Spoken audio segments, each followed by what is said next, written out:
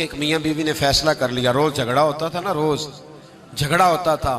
और झगड़ा मियाँ बीवी का अपना कोई भी नहीं होता, किसी तीसरे की वजह से होता है। जब भी होता है तो वो रोज झगड़ा होता था, तो होता था माँ बाप की वजह से। तो झगड़ा इस बात पे दोनों अलहदा रहते थे, इस बात पे झगड़ा खत्म हुआ कि अब तेरे माँ बाप आएंगे तो मैंने कोई प्रोटोकॉल नहीं देना, और मेरे आएंगे तो तू भी ना देना, बेशक बैठे रहेंगे।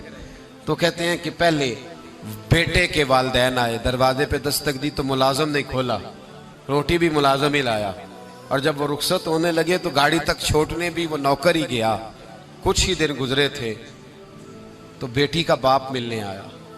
वादा था कोई प्रोटोकॉल नहीं देगा, ठीक है दोनों ही नहीं देंगे। लेकिन दरवाजे के बाहर आवाज गूंजी अब्बा जी की।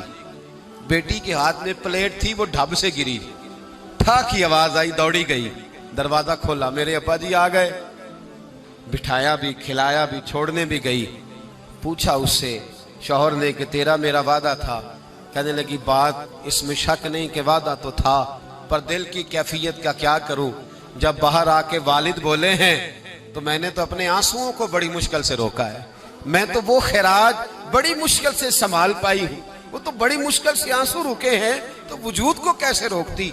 रिश्तों का जो आपस के अंदर गहराई होती है उसको हम कैसे तोड़ सकते हैं। ये हमेशा रहते, इंसान को याद आती। देखिए कोई बुला सकता है कि बचपन में मैं अपने बहन और भाई के साथ खेला करता था, वो यादें रोज उसे आती हैं। वो रोज जब लेटता है तो वो दास्तानें उसके ज़हन में आती हैं। कैसे इन ताल्लुकात को ख़त्म किया जा सकता है। रिश्तेदारों के, बहन भाइयों के, मियाँ बीवी के जो हुकूक हैं ये सारे अपनी अपनी जगह पे रहेंगे तो अच्छा घर, अच्छा खानदान, अच्छा मुआशरा तश्कील पाएगा। लिहाजा फैमिली का कोई मेंबर भी, खानदान का कोई रुकन भी कभी भी किसी रिश्ते के बारे में ये रवैया ना रखे कि उसे तोड़ दिया जाए, उसे खत्म कर दिया जाए। हाँ, अगर कोई रिश्तेदार बदमज़हब हो जाए, अगर कोई किसी सहाबी का बेअदब है, अहले बैत नबुव्वत में से किसी का बेअदब है, उसके अकीदे में मैल कुचैल है, तो फिर उसे छोड़ना नहीं चाहिए, बल्कि उससे रुख मोड़ लेना चाहिए, फिर तो खत्म हो। हमारे यहाँ ये होता है कि बदमज़हब जितना मर्जी हो जाए वो कबूल है,